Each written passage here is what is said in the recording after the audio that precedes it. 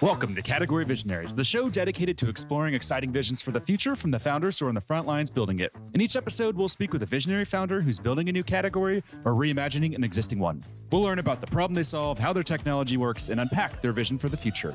I'm your host, Brett Stapper, CEO of Frontlines Media. Now let's dive right into today's episode.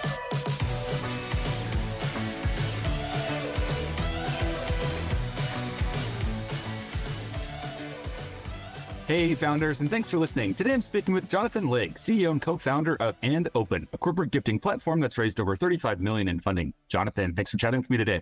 Thanks for having me. Delighted to be here. Not a problem at all. Super excited to chat. So to kick things off, can we just start with a quick summary of who you are and maybe just a bit more about your background? For sure. Yeah. My name is Jonathan. I am the co-founder and CEO of And Open. I'm talking to you today from Dublin, Ireland. My background is not typical for a tech founder, which I didn't really realize at first. But then I got invited to some offsites and realized I was definitely the odd one out. My background is design. I studied furniture design originally here in Dublin, then moved to London to study at the Royal College of Art, went there to do an MA, and ended up staying in London for 11 years and operating as a design consultant over there. Worked for a practice called Studio Ilsa. And during that period of time, started exploring business ideas with my brother and seeing what we might like to do together. And we set up a little e-commerce business and we're kind of moonlighting in that space. And that business was very much about experimenting together, seeing if people were interested in what we had to offer and looking to see how we could do a hybrid between e-commerce and physical retail. So we built out partnerships with the Standard Hotel Group, Soho House Group, running pop-up stores in their different locations like Berlin, Paris, New York, London. And that business grew to a place where it was like, actually, this is more than a hobby and it probably should be a full-time job. And it grew, I think, because I'm pretty curious. When I get challenged about stuff, I like to figure it out. And I think I also believe that I see design as a way of kind of solving problems, and it's a way of thinking about things and a way of thinking about how you make something better. And yeah, I think that background has set us up nicely for what we do today. And just hearing that background, obviously Brian Chesky from Airbnb comes to mind. Has Brian Chesky had a major influence on you and inspiring you? It's very funny you should mention that, because it's only an hour ago I was just talking about him. Airbnb is one of our clients, and we do a lot of work with them and their team. And yeah, his perspective on things, is very, like, what they've done is extremely inspiring. And his kind of always bringing it back to the human perspective and like how somebody would feel, like how will this make them feel? It's something we often think about in the space we're in, which is gifting. And I think it's really important to always, particularly in this kind of hyper digital world, it's often overlooked how the person might actually feel. And I'm definitely inspired by those founders at Airbnb. And they come from a design background, right? If I had that right, it was the Rhode Island School of Design. Yeah, both of them studied at RISD, which would be like the US version of the RCA, where I studied. Very similar backgrounds. Now, obviously, in the startup world, there's some famous stories about Airbnb in the early days with their boxes of cereal that they sold to survive. Do you have any stories like that from the early days of building And Open? What did we do to survive? I mean, we were lucky in the early days that we had an e-commerce business and we were self-funded. So that e-commerce business was profitable and we had it as a hobby. So we were just experimenting and having fun with it. And then when we decided we wanted to take it seriously, it was like, actually, what really works in this business? And when we looked into the numbers, it became clear that over 33% of our revenue was coming from corporate requests. The likes of Google, Meta, Airbnb, their marketing teams getting in contact with us and looking to put together gifts for events they're running, offsites, different field marketing pieces. And I mean, our opportunity came from realizing that, kind of very much naively leaning into that space, and then serendipity playing its role, which was we became hosts on Airbnb. We experienced their gifting firsthand. They tried to gift a guest of ours. We saw how generous they were trying to be with their gifting, but we also just saw how epically wrong it went. They sent a gift. Nobody knew they were sending a gift. In particular, the guest who was the intended recipient had no idea they were going to get a gift. And they also had no idea that they'd even tried to gift, and Airbnb had no idea that the gift had failed.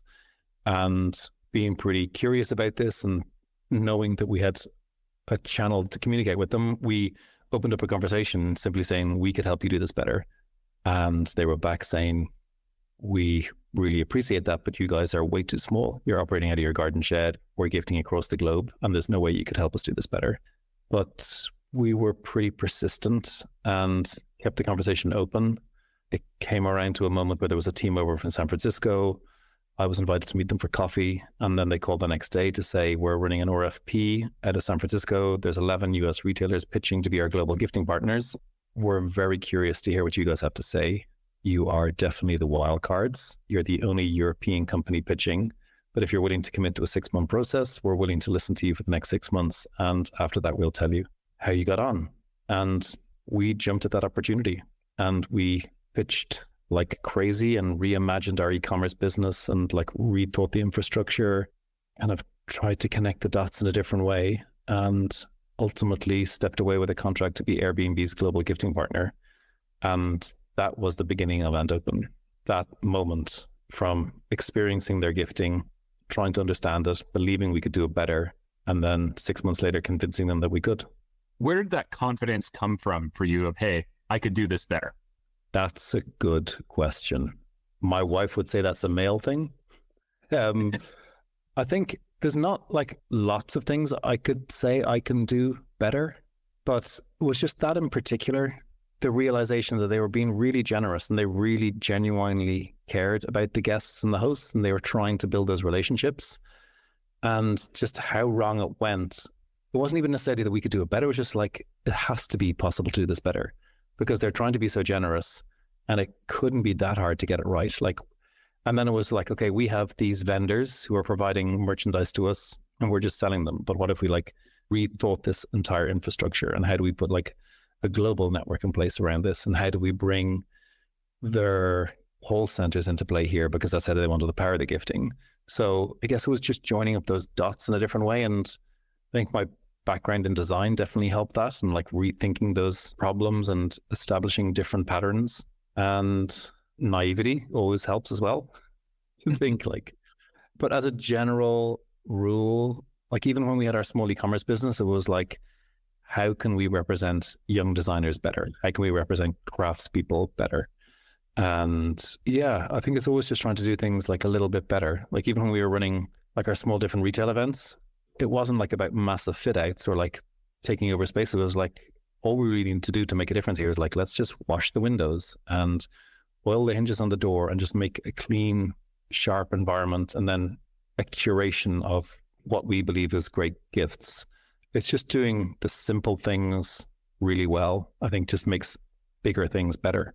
So from my perspective, if I just look at how I view corporate gifting, every year or so, I start to get gifts normally around the holidays from lawyers, other vendors, and they come in these big wrapped boxes, and it's just full of a bunch of cheesy shit, a bunch of candy I could buy at the store, a bunch of things I don't care about, and it really does nothing for the relationship. Maybe I'll eat a box of candy or something like that, but there's nothing very meaningful there. And if anything, I think there's some of the times it almost hurts them, because in my mind, I'm thinking, wow, you just went to a website, put in your credit card and just dumped this gift on me without any thought, any personalization.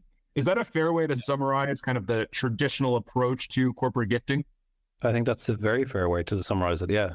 I guess the way we looked at the opportunity, like right from the get-go, and I mean, I definitely have a bias to getting philosophical about stuff, but our thinking about it was that we're going to be doing nothing new here. Like gifting is as old as sin, but in the context of corporate gifting, it's kind of been corrupted by its own culture. It's become wasteful and thoughtless and careless. But all companies are gifting, and every different part of the org is gifting. And they're gifting because businesses are powered by people, whether it's the employees or the investors or the customers. At every level, there's people there, and that's like a plethora of relationships that need to be nurtured. And there's all these different ways you can communicate and get in contact with each other, but relationships are not a quantitative thing, they're a qualitative thing. And gifting isn't a silver bullet, but it definitely can help augment a relationship, particularly in kind of the hyper digital fractured world we live in today. And so if that's our position on things, then it's like, really fundamentally what we're trying to do is bring gifting back to being thoughtful in the context of corporate gifting. So like, how do you scale thoughtfulness? And for us, at the beginning part of that journey was very much about where are we sourcing these gifts from? What vendors are we going to work with? And then also it's not how we then presenting them. And maybe it's not a good idea just to send somebody something. Maybe you should give the person who's going to get the gift a modicum of choice. Like, don't give them a voucher to Amazon Prime where they can choose anything from batteries to, I don't know, a box set of West Wing, but give them something that's curated enough that it shows the thought you've put into it, and as a business that it represents your brand. So like, for example, we do a lot of gifting for Spotify, and during the pandemic, they wanted to gift all their advertisers. And Spotify is like a huge global business, but the way to make it thoughtful in their context was they'd been talking to all these advertisers on Zoom, but they hadn't seen them in a long time. So the messaging was like, we don't even know if you wear pants anymore because all we've seen is your head for the last year. But if you do wear pants, we found the best possible pair of pants, and we'd source these amazing track bottoms from a really beautiful female-founded business in LA using just recycled cotton. And then, but the choice around it is where the person gets to choose one. Was like, but if you don't want another item in your life, maybe you'd prefer a subscription to Headspace because it's been a difficult year and we could all do with a little help. The third choice was maybe you don't feel like you need any of this and there's somebody more deserving out there. As such, maybe you'd like us to donate the value of this gift to Black Girls Code, a charity we support. So I don't know if that's a massively long-winded way of answering your question, but it's about making it thoughtful. That doesn't mean you have to like hyper-personalize the gift. You just have to frame it around the brand's voice and message and offer that little bit of choice so that people can kind of really buy into what they want in their lives. Does that make sense? Yeah, that does make sense. When it comes to curation, what's the approach when it comes to choosing the products that you're going to offer? In the demo video that I saw, you had the Momofuku soy sauce, which is big in my household. You have the Graza oil. You have these hot products that are very much, I think, trending right now in certain demographics. Like my fiance is obsessed with that Graza olive oil, and I know a lot of people who are as well. How do you choose those products, and how do you have your finger on the pulse so well to have products like that in this demo, for example? It's a good question. The curation of the product offer, the gift offer, is very, I'd say, to an extent, fairly intrinsic amongst the founders, like myself, Kira and Mark. It's something where it's a space we're just very interested in. And we've built up a really great team that are ex-fashion buyers. So ex-Net-a-Porter, ex-Selfridges, ex-Mr. Porter, who kind of really get that space and have their fingers on the pulse. And for us, it's combining that kind of like, what is the latest and what's really interesting in that kind of D2C consumer space, but also kind of what are the classics? Like, where can you find the best caps? Like, where do you find the best water bottles? Who's producing them in the most sustainable manner? Who allows for the right types of customization? And bringing that offer together. Do you have the classics? Like, who weaves the best blankets? Who does it in North America best and who does it in Europe? So there's a whole kind of network of vendors we've built up across North America, across Europe, and more recently across APAC. And very much looking to kind of run a very responsible supply chain. So we're on track to be a B Corp by the end of the year. So taking all of that very seriously and taking our responsibilities there seriously, but at the same time having fun with it and looking to support really interesting young vendors out there as well and different producers. Like we work with quite a few different olive oil producers in the US. We work with Flamingo Estate out of LA. We've got a small patisserie we work with out of LA as well called Pacific Cakes. We're supporting kind of vendors at every scale. And I think that's the goal as we build out this gifting ecosystem, is very much to have the classics and those big vendors in the mix, but also to be able to support local networks and local vendors and to allow people have that opportunity to gift locally, like to be able to gift. Like if a new cider business opens up in your state, like we'd love that in the mix and we'd love you to be able to gift that cider that was local to you, stuff like that. Logistically, I'm feeling stressed out. This must be a logistics nightmare behind the scenes, I'm guessing, right? I mean, there were some big leaps we needed to make there and the right partners to put in place. And the reason we call ourselves Unopen is because we do everything end to end. The only thing we don't do is openly gift. So when it comes to logistics and the fulfillment and that entire space, we look to think all that through. And so when you're talking about perhaps the olive oil and that element of our marketplace, we work with the vendors to make sure that they have the right logistics in place and the right shippers for the last mile.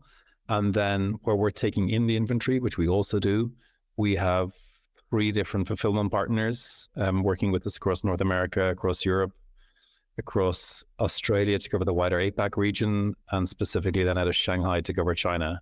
So yeah, when you get me talking about it, it is quite of a nightmare, but the whole, I guess, the kind of Wizard of Oz element of And Open is making sure that our customers don't feel that pain, because it's one of the reasons they come to us, because in many cases they've tried to gift. And within reason, it's relatively straightforward to do gifting across North America. But when you start to do it across Europe, across APAC, cross-border, just taxes, duties, everything else kind of starts to blow up in your face. And our job is to understand that and know it backwards and ensure that it doesn't blow up in your face, and kind of to be more pointed about to make sure it doesn't blow up in the face of the recipient, because there's nothing worse than being sent a gift that you may not even be expecting and then being told in order to even open that gift, you have to pay the taxes and duties before you're handed over the parcel. So we see that happening a lot with a lot of our competitors who have grown up in the US and haven't had to gift across border, whereas we grew our business out of Ireland, a little island, and had to very quickly learn how to handle cross-border shipping and everything else that goes with it. So, I mean, the short answer to your question is through a lot of hard lessons and being forced to do so from a tiny island on the edge of the Atlantic. We had a client in Ireland and we mailed them a podcast mic to get set up for their podcast, and it was a nightmare getting it there. It was exactly what you just described. I think it took us in the end, 2 months to get this stupid microphone shipped in. So when I saw that you were in corporate gifting and you're in Ireland, I'm like, wow, seems like a tough place to be based, but it seems like you guys have navigated it perfectly well. Yeah, I think that the difficulties of doing it from here have stood to us as we've scaled, and been lucky to have one Airbnb as our first client, because they just grew so fast. Like, we went from sending a few hundred gifts out the door every month with our small e-commerce business to sending out 3,000 gifts a week within the period of 6 months. Like, it was crazy change in trajectory for us. And we learned a lot working with them, because they were our first client, and for 2 years they were our only client, because we were just learning so fast and really didn't have the capacity to take on anything else.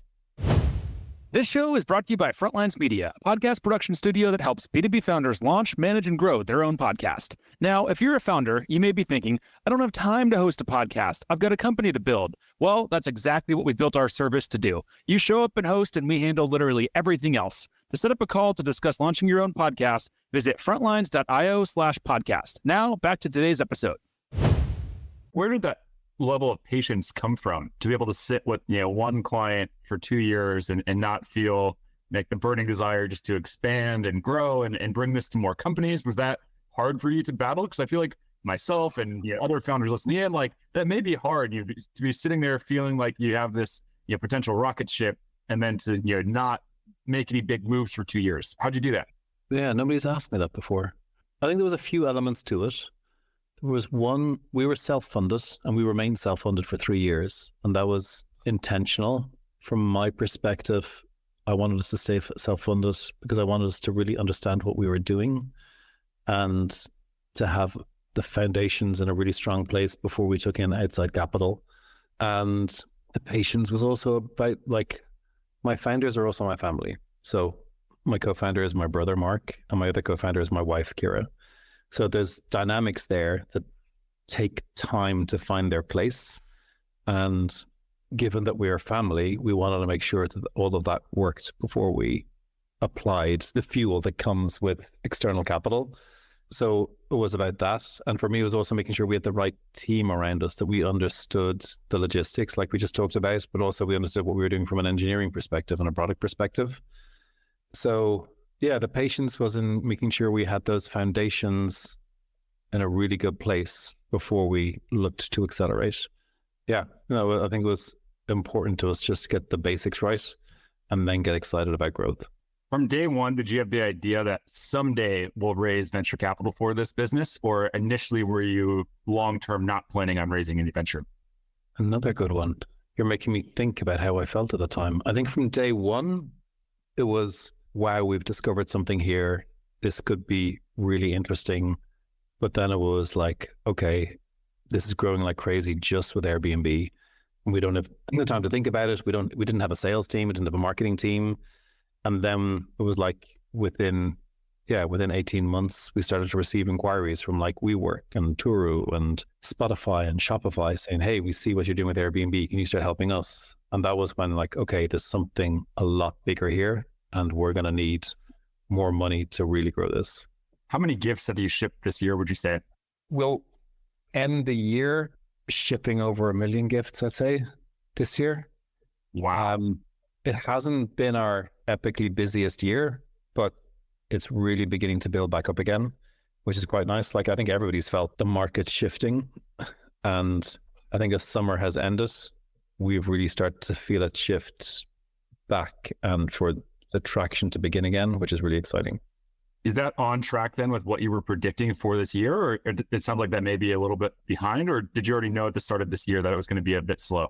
We knew as we moved into this year that it was going to be a difficult year and it was going to be slower than planned. And we kind of adjusted forecasts to deal with that. And we slowed down our hiring to deal with that. But what's really nice is that I think it's really helped us sharpen up the team. And it's put us in a really strong place now as we move into 2024. Like we've only made 1 or 2 hires this year, but they've been really impactful with a new VP of revenue, a new head of product, and our first CFO. And at a leadership level, it's just feeling, I think, more ambitious than we've ever felt before. We're pretty emboldened as we look to kind of build out this gifting ecosystem we're after. What's keeping you up at night, apart from the 2 kids we were talking about there in the pre-interview? We've been doing a lot of planning recently, and I think it's thinking about like, what is our North Star and like, how does that fit into what we're doing today?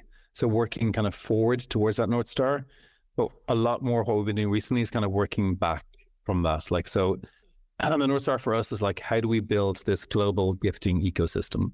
And how does that ecosystem work when we have these amazing clients like Spotify and Atlassian, Etsy, Airbnb as senders, and we have all their customer base and their employee base as the recipients. And then we have this whole network of vendors as well. And in many cases, some of the senders, like some of those brands like Peloton as a client, like they're also a gift provider with us.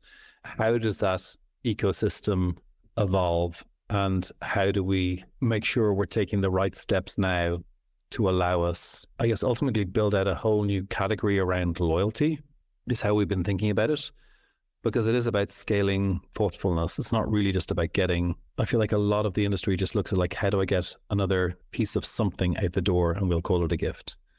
Whereas for us, it's not even about what you're sending out the door. Like it all comes down to like, it's a cliche for a reason, but like it is the thought that counts. And when you land it thoughtfully, it really does resonate. And when that works, like a big part of our product is not just getting the gift out, it's also allowing the person who receives the gift easily say thank you. And in doing so, you're really beginning to get the flywheel of that relationship building. You're sending them a gift. They can, because when you get a gift, you naturally want to say thank you, but it's not always easy to do. And we like really look to make it easy to say thank you at least once, if not twice, and to share messages with each other. So yeah, it's that big picture. And how is this all going to play out? And how do we make sure we're making the right moves now to get us there as quickly as possible, but also in the most kind of stable and sustainable way? What are some of the moves you're making to prepare yourself for that? I mean, building out our on-demand offer, so our marketplace as it is today. And what you see there today is very much a direct consumer offer of perishables. So like we talked about, like olive oil, chocolates, kind of the classic gifts, flowers, but also beautiful homeware with candles and bottle stoppers and chopping boards. But how do we take that further and lace in apparel and print on demand? And how do we take that even further and start to work with a lot of our manufacturers directly via the marketplace and build out a truly self-serve solution? What place does AI take in all of this? And we've started to kind of feed that into the product of late. And what is the team we need for all of that? So like the recent changes in the team have definitely made us stronger for that. So yeah, the marketplace was the beginning of really shaping this, because we've started a kind of top tier enterprise with global brands that are recognizable. And that's been really amazing for us. And there'll always be a level of customer service and support that's needed with those types of accounts. But we're getting more and more SMB level inquiries. We're also getting more and more interest of people asking how they can just use it for their own personal gifting. That kind of space also excites me a lot, that you can see it in a product like Notion, where they're appealing to the B2B space at the same time as the consumer space, basing it on the idea that I think is really resonates, that we're moving between work and our personal lives very fluidly these days. And so why should you have a different product for doing the same thing? Like in the world of Notion, you're planning a go-to-market strategy and you're planning your family holiday. Like, why shouldn't you use the tool for that? And in the world of Open, you're planning to gift your employees at the end of the year, and you also need to gift a bunch of your family to live abroad. Why shouldn't you use Open to do both of those things? And how do we make sure the products can work in all those different environments? Something that you mentioned a few minutes ago was about category, and you mentioned loyalty there. We had another company on in the corporate gifting space, and they did not want to be called corporate gifting. They wanted to be called a sending management platform. What do you want to be called if it's not corporate gifting? Is it a loyalty platform, or how do you think about that? Yeah, I think fundamentally for us, it is about loyalty. Like, that's pretty much what it boils down to, like loyalty and advocacy. And that has different language depending on the vertical you're in, but loyalty is applicable. Like, I mean, loyalty really matters. Like, loyalty is not easily won. And in a hyper digital world where there's endless options, it's harder than ever. And the more digital we've become and physical or remotely we're operating, the more we miss those real connections. And a gift is a simple human gesture. It kind of like, it's this real connection, and it reaches people with a powerful message. When it's coming from a brand, it says like, I matter, they see me, this company cares. And those real connections build relationships, and those relationships are what power those businesses. And loyalty matters now more than ever, like from loyal employees to loyal customers, like retaining a customer and growing with that customer, and that customer becoming an advocate of your brand. That's like hundreds of times more valuable than acquiring new customers. And so to your question, yeah, for us, it's very much about loyalty. It's not about sending. It's not about reaching and connecting. The overarching thought is loyalty and relationships. It makes sense, because I guess gifting is just what they're doing, but what you're really trying to sell and what you want the value to be is like the end state that you offer, right? Which is... Yeah, exactly. Yeah, like gifting is just the device. The message it channels when you open it is very much, that's what matters. And it's about the thought, and that's what's really powerful. And it's not a silver bullet by any means, but it is very powerful. It can really help augment relationships. And it's been key to Airbnb as they've built out their global communities. Similarly, like in more recent years with Intercom. Yeah, it really does make a difference. What's the most epic corporate gift you've ever received? I mean, I don't get gifts. People too scared to send you a gift? I'd be scared to send the gifting guy a gift. I mean, we recently sent two founders huge crates of oranges. That was quite fun. They're based in California. We have a local vendor there that grows oranges and tangerines, and we put together a huge boxes of that for them. That was a fun gift we sent. I know there's some really nice vendors we have out there that send me samples of their product. I have 2 bottles of whiskey the other side of the room here that came from great vendors. I appreciate them a lot. As I mentioned there in the intro, you've raised over $35 million so far. What have you learned about fundraising throughout this journey? That there is no formula. My background coming from furniture design, I'd never even had an interest in this space, paid attention to it. It was very foreign to me. And therefore I kind of at first quite intimidating.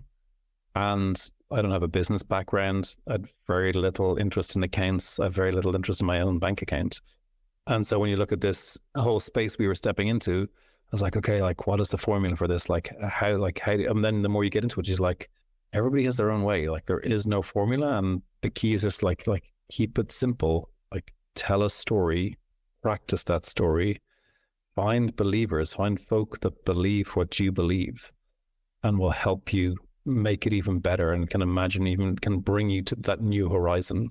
And know that it's really fucking hard, and you're going to get beaten and broken and rejected time and again, but you still have to stand up there, and you have to hold true to what you believe, and you have to execute on it again and again. And yeah, it's not easy, but bottom line, there is no formula other than keeping it very simple and telling a true story that you very much believe in. I feel like the media and just in general in society, being a founder is really glamorized. And I know you touched on it there a little bit, being broken and bloody. What's like the lowest point you've had so far in building the company? Were there any just points where you reached like a real bottom and you said, fuck this, I don't know if this is going to work? Did you ever have any just hard moments like that come to mind? Yeah. You phrase the questions if there might be one, but like, no, there's multiple. Yeah. How many this week? Yeah, exactly. Yeah. You stepped into that quite gently. We have this amazing employee. She's been with us we've worked together, myself and the founders, for almost a decade now.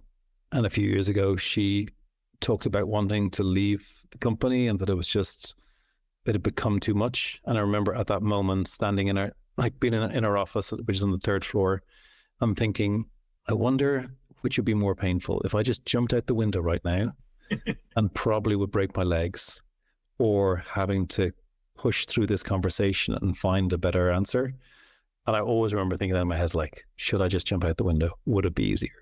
But I didn't jump out the window, and she took a break for a few weeks, and she is still with us today and is an asset and a joy to work with, and we'd be lost without her. So but to your question, like every other week, there's a whole facet of the job that often just feels like firefighting, and you know you will never be able to put out all the fires, so you just figure out like which are the most impactful ones, which are going to do the most damage, and you pay attention to those and keep your eye on the other ones as best you can. And that's not easy to sometimes know things will go wrong and there's nothing you can do about it. And sometimes there's nothing you should do about it. You have to just let it go. Now we're on to our final question here, since we're almost up on time. Question is, what's the vision look like for the future of the company? And I know you've touched on that a little bit, but I just want to give you a clear shot here. What's that 3-5 year vision that you're working on building? Yeah, the question we've been talking about a lot of recent is like, how do you scale thoughtfulness? And for us, it's very much about building a gifting ecosystem. And we've been using the term ecosystem because we feel like there's 3 core components to it, with the sender and the recipient and the vendor. But there's a lot that happens around the periphery at different scales. And so we've kind of tried to map out how all that happens. And when you start thinking about that, it's like, and how big can this be? And if it's going to be big, how do we do it responsibly? So ensuring that we're like becoming a B Corp is like a key part of that, the beginning of doing it the responsible way. But how do you truly scale this in a way that it transcends B2B and transcends the consumer space and just becomes the default for people when they think of gifting? In the same way, if you're stepping out of the street and you want to take a journey somewhere, your default is most likely to be Uber. Or in the same way, your default for travel might be Airbnb. Like, that's where we want to take this. That's where we believe we can take this. It's easy to say things like this could be a multi-billion-dollar business, but it really could. But I'm more interested in kind of how we power that and how we ground it in what we believe, which is kind of the power of human connections, and bringing it down to like, how does this make this person feel? Like, how are they going to feel when they get this gift? And how do they react to that? And how does that bring that relationship closer together? So yeah, it's building that ecosystem. That's the big vision. How do we build a global gifting ecosystem that becomes the default in everybody's mind when it comes to sending a gift, which people love doing? It's a really joyful thing to send a gift. Which should be more joyful to send the gift than to receive the gift. But in the kind of global world we live in, it's very hard to do that. And so for us, it's like, how do we just make that easy and joyful for everybody? Amazing. I love the vision, and I've really loved this conversation. And I know it's going to be a hit with our audience. Like I said, we are up on time, so we'll have to wrap here and save some other questions that I had for part 2 of the episode, which we can hopefully do maybe a year from now and just catch up on all the progress you've made then. But before we wrap, if there's any founders listening in that just want to follow on with your company building journey, where should they go? Yeah, they should check us out. Andopen.co is the website. It's also the same on Twitter and on Instagram. They're the best place to keep up with us. And yeah, we're always looking for exceptionally curious, driven characters to join our team. And we are not the typical team. We have every type of background in our team, so everybody is welcome. Amazing. Jonathan, thanks so much. Really appreciate it. Thank you so much. It's been a real pleasure. All right, keep in touch. This episode of Category Visionaries is brought to you by Frontlines Media, Silicon Valley's leading podcast production studio. If you're a B2B founder looking for help launching and growing your own podcast, visit frontlines.io/podcast. And for the latest episode, search for Category Visionaries on your podcast platform of choice. Thanks for listening, and we'll catch you on the next episode.